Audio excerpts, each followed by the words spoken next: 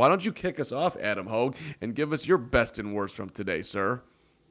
Well, the best thing from practice today, or just in everything we covered, was DJ Moore's press conference. So I'm not going to give any spoiler alerts here because we will break it down a little bit later on in the show. However, it was good to hear from DJ Moore, who signed a $110 million extension yesterday, $82 million guaranteed. That puts him third among wide receivers in terms of guaranteed money right now. And it was good hearing from him today. A lot of different things to talk about, but I thought, for the purposes of this, his understanding of admitting to us that, he was not totally jacked up to be a Bear when he got here. Things have been going well. He obviously believes in what the Bears are doing, excited about the future, and was totally okay with not being at the top of the market. A lot of receivers getting crazy money, and he was like, yeah, it wasn't really on my mind to be top of the top, but he did feel like he had outperformed the deal he was already on. And I think everybody would agree with that. I think Ryan Poles would agree with that, which is why they went ahead and got this done with 2 years left on his existing deal. So a lot of fun stuff from DJ Moore in this, with this deal. Now, the worst today was that I had to watch practice by myself. I don't know if I smelled today or what, but everybody was all the way down here. I didn't really understand that. There were 2 practices going on, 2 eyes. You got to have one eye on the left field, one eye on the right field. And everybody was just over here watching Caleb Williams. Only guy on the team who matters, Caleb Williams. Okay. Well, we'll see. We'll see tomorrow when there's a game being played by all the players who are on field 2. Who's got all the notes on what was going on over there? I think I'm pretty close with your notes because I actually asked Mark, Adam, for his laminated roster sheet to help me mark down all the guys that are practicing on field 2. So I might have to compare notes there, but I'll go with there it is. That's what I asked for, Mark. You bent it a little bit. Did you sit on it? Yeah, but the point is that I didn't lose mine and Nick did. So it's in the car. It's in the car. It's in the car. Oh yeah, but Hope's irritated with me today. I sleep with this thing. This thing is in my bed at night. Like I just like who? Wait. Who's 87? Oh, it's Brendan Bates. It's right there for me. This is amazing. I love this thing. Huh? Well, you're gonna need to know number 87 tomorrow. Exactly right. You're gonna sit there when we're watching the game, pre-game, post-game, the whole thing with my card. It's gonna be sweet.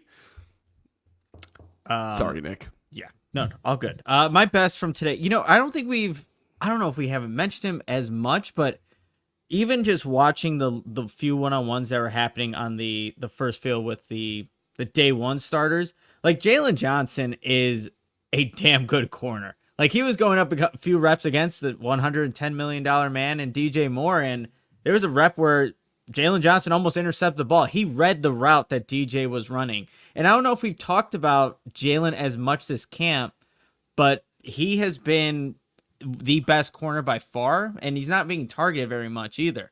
So I really just like the reps and just kind of how he goes about his business and just covers guys from the start to practice all the way to the end.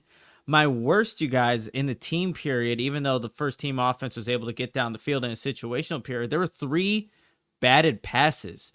And I think when we kind of go back through each day of practice, maybe there's some that you don't have a batted ball, but Zach Pickens got his hand on one. I think I had Jervon Dexter for another one today, but there have been some batted balls at the line of scrimmage. And, is that a Caleb thing? Is it the offensive line not finishing their blocks? Who knows? Is it just good timing and good play by the defensive line?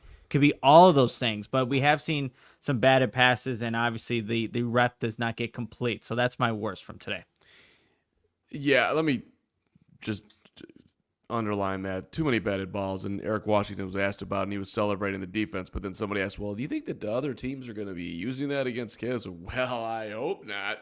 It's like, okay, that'll be something to pay attention to, basically all season long. But let me give you my best, and as much as I missed Hogue today, my best is that I got to sit with the legend today. I went legend move. There was 3 chairs that you could sit on that actually had a seat back. I decided that I was worthy of one of those.